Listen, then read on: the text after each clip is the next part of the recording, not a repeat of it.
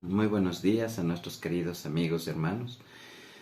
Hoy vamos a comenzamos nuestra serie con el libro de Ruth de la Biblia. Así que si tú tienes ahí tu Biblia o en el celular o simplemente estás escuchando, pues te invito a que abras en la palabra de Dios en el libro de Ruth. Permíteme hacer una oración para comenzar. Señor, hoy día abrimos tu palabra. Por favor, Padre, háblanos. Que no sean palabras de un ser humano, que sean palabras tuyas, Señor, para vida eterna. Te lo pedimos en el nombre de Jesús. Amén. Les vamos a hablar acerca de Ruth. Dice el libro de Ruth, el capítulo número 1 y el versículo número 1. Dice así, presta atención. Aconteció en los días que gobernaban los jueces, que hubo hambre en la tierra, y un hombre de Belén de Judá se fue a vivir en los campos de Moab, con su mujer y sus 2 hijos.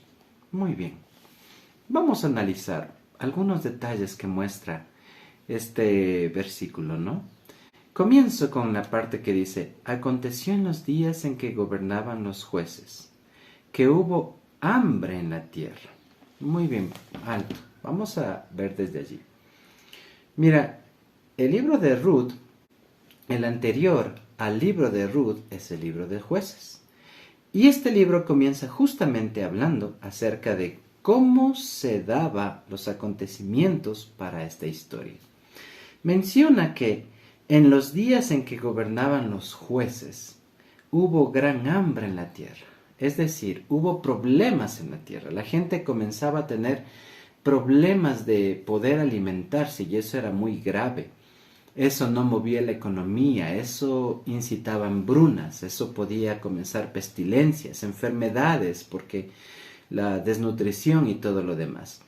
Pero hay algo en la clave en el versículo que dice aquí, aconteció en los días en que gobernaban los jueces. Nuestra pregunta es, ¿cómo eran esos días en que gobernaban los jueces? ¿A qué tiempos específicamente se refiere? Y si tú coges la hojita anterior al libro de Ruth, la hoja anterior en la Biblia, está el libro de jueces. Y te voy a leer el último versículo del libro de jueces, que exactamente se encuentra en Jueces capítulo 21, versículo 25. Escúchame bien lo que dice Jueces 21, 25. Mira, este libro de Jueces termina diciendo así. En aquellos días no había rey en Israel, y cada cual hacía lo que bien le parecía. ¿Qué quiere decir esto? ¿Cómo era ese tiempo? Dice que no había rey en Israel, no había quien ponga ley, no había quien ponga orden. Y como no había quien ponga orden, entonces cada cual en el pueblo de Israel hacía lo que bien le parecía. ¿Qué significa eso de hacer lo que bien me parece? Puede que en tu vida, muchas veces, en mi vida o en la vida de los seres humanos, nos comportamos de esa manera. Hacemos lo que a mí bien me parece. Sin embargo, hay un Dios que nos pone reglas para esta vida. Las reglas para esta vida se encuentran en este libro que nos encontramos estudiando justamente. Es la Biblia, es un manual de vida. Es Dios quien pone las reglas. Pero en ese entonces, cada cual no hacía caso a las reglas, sino vivía como bien le parece. Pongamos ejemplos de qué significa eso. ¿Será que algunas personas decían, mira, yo sé que Dios dice que hay que casarse y con la pareja con la que estás, no acostarse antes del matrimonio. Sin embargo, aquí dice que cada cual hacía lo que bien le parecía. Resulta que otro venía y decía, pero ¿para qué casarnos? O sea, podemos disfrutar un rato y pasar la diversión ese rato. Esto significa que había unos que sí decidían casarse como Dios lo manda. Y había otros que no, que hacían lo que bien les parecía. A ellos les parecía bien no hacer caso a esas cosas, entre comillas, anticuadas del matrimonio. Otra de las cosas, o sea, puede ser muchísimos ejemplos, yo creo que me entiendes, pero aquí dice, cada cual hacía lo que bien le parecía. A uno le parecía bien trabajar honradamente y servir bien para las personas con las que trabaja. A otro le parecía bien no trabajar todas las horas, hacer las cosas, si es posible irse antes del trabajo, trabajar a medias. ¿Por qué te estoy diciendo todo esto? ¿No te parece que en los tiempos de ahora vivimos algo parecido? Cada cual hace lo que bien le parece. ¿Será que en tu vida tú varias veces estaré hablando para una persona en la cual hace lo que bien le parece? ¿Te parece bien tener tu esposa? Pero también te parece bien de vez en cuando jugar con el pecado y con otra dama que no es tu esposa. ¿Te parece bien que la empresa a la que trabajas tenga sus ganancias? Pero también te parece bien, según tu criterio, que cogerte un poquito de dinero o robar el tiempo de esa empresa no le hace daño a nadie. ¿Te parece bien que las leyes de salud dictan que, por ejemplo, tomes agua todos los días, te cuides en las comidas? Pero a otros les puede parecer bien, y perdóname con las palabras que te voy a decir, tal vez te parece bien decir, chulla vida, comamos, bebamos, disfrutemos ahora. No sé si te das cuenta de lo que estoy queriendo decir. Cada cual hace lo que bien le parece. Esos eran los días en que comienza el libro de Ruth.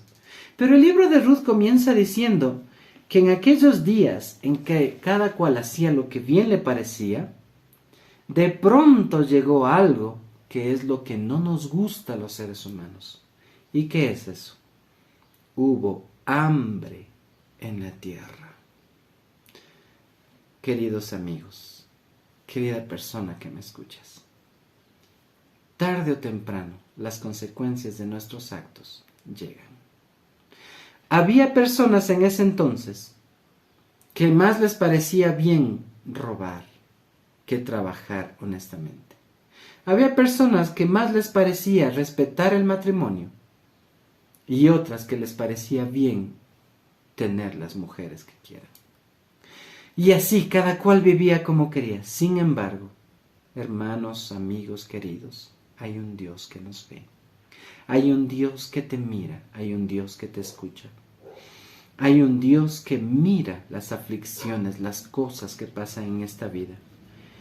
Y fue Él quien permitió que venga hambre en la tierra. Muchas veces Dios permitirá que te venga aflicciones a tu vida. No porque Él es un Dios malo, no, para nada. Como dice un pastor, tú eres un tesoro precioso para Jesús. Pero Él permitirá que venga el hambre, porque a veces solo en las angustias tú regresas a ver al cielo. Tú paras de hacer lo que a ti bien te parece y comienzas y tienes la oportunidad de comenzar a hacer lo que es verdaderamente correcto, lo que viene de Dios. Esos eran los tiempos en que comienza el libro de Noemí. Pero el versículo 1 hay una segunda parte que dice, y un hombre de Belén de Judá. Espera, aquí vamos a una segunda parte de este mensaje. Belén de Judá pertenecía al pueblo de Israel. No sé si tú sabes, si puedes ahí buscarla en Google. La palabra Belén, ¿sabes qué significaba? La palabra Belén significa, pues, casa de pan. En otras palabras, en la pequeña aldea o ciudad de Belén, le pusieron Belén porque precisamente en ese lugar había abundancia de pan. Dios regalaba, Dios prosperaba a las personas. Desde ese lugar era bendecido por Dios, precisamente por no solo dar fruto de lo que siembren, de peras, de duraznos, de qué sé yo, de tantas cosas, sino encima más se daba abundantemente. Eso era Belén, era abundancia, era casa de pan. Y aquí suena algo irónico, ¿no? En el lugar donde que es abundancia de pan, de repente vino hambre. No hubo qué comer. La tierra comenzó a secarse. ¿Será que en este día estoy hablando para alguien que ha probado lo que es la abundancia económica? Has probado vivir bien muchos años de tu vida. Gracias a Dios no te ha faltado la salud, no te ha faltado un buen trabajo, no te ha faltado unos bellos hijos, el amor de una familia, el amor de una esposa. Pero no todo en la vida del ser humano siempre es todo felicidad. En algún momento, por alguna razón, por algo específico, Dios permite que tu vida llegue el hambre, llegue la necesidad, llegue la enfermedad, llegue el dolor, llegue la angustia. Tal vez estoy hablando para alguien que en estos momentos se encuentra con un corazón angustiado, que recuerda con dolor hace un poco tiempo atrás o hace algunos años atrás lo feliz que era con su familia, con su esposa o con tus padres. Sin embargo, hoy tal vez estás llorando por una situación económica, llorando porque tus hijos se encuentran lejos de casa, llorando tal vez porque incluso perdiste a un ser querido en esta pandemia o recientemente. Estás sufriendo el hambre que Dios permite que pasen. Estás sufriendo esa angustia. No todo en la Biblia es prosperidad. Aquí tienes un ejemplo del inicio del capítulo de Ruth, que hubo hambre justamente en el lugar donde que todos decían hay abundancia de pan. Mira, hubo un hombre en Belén de Judá. Vamos a la tercera parte de este estudio. Dice, este hombre se fue a vivir a los campos de Moab con su mujer y sus 2 hijos. Espera un ratito. Vamos a leer todavía el versículo 2. Estoy en Ruth 1:2. Dice, aquel hombre se llamaba Elimelec y su mujer Noemí.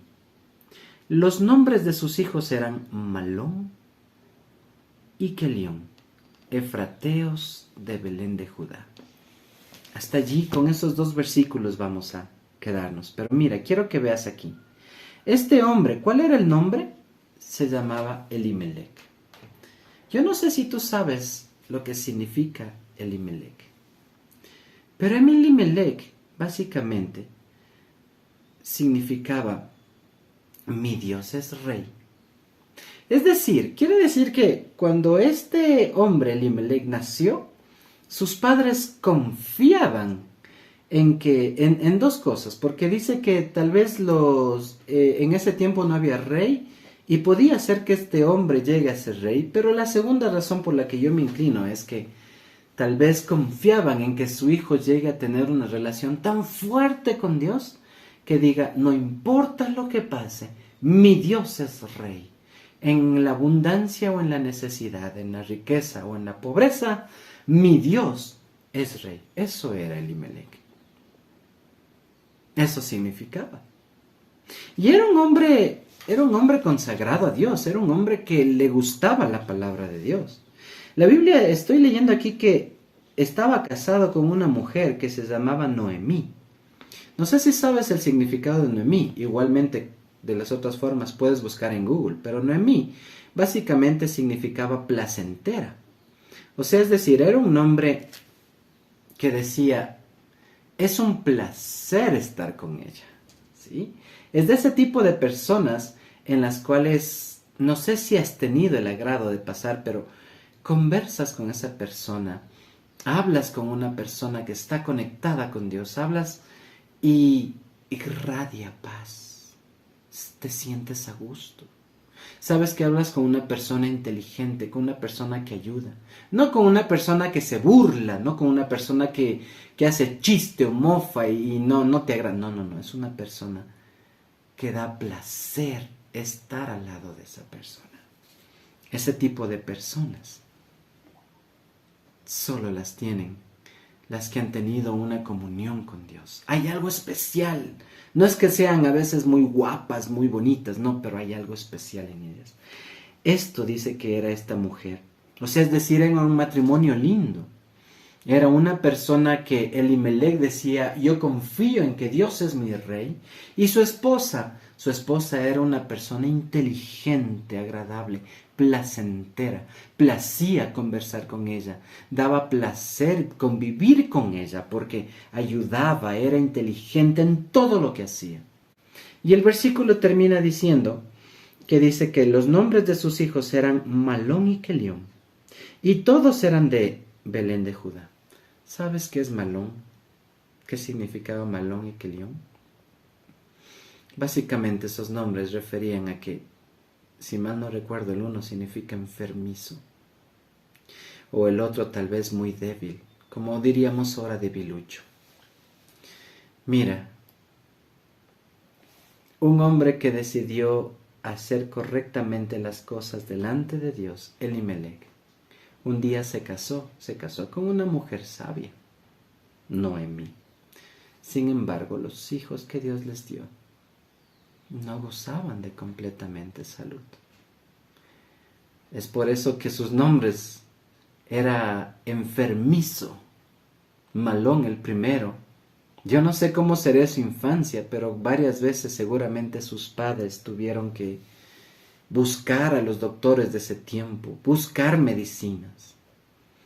Y en esta mañana, para terminar este primer estudio del libro de Ruth, yo te quiero decir,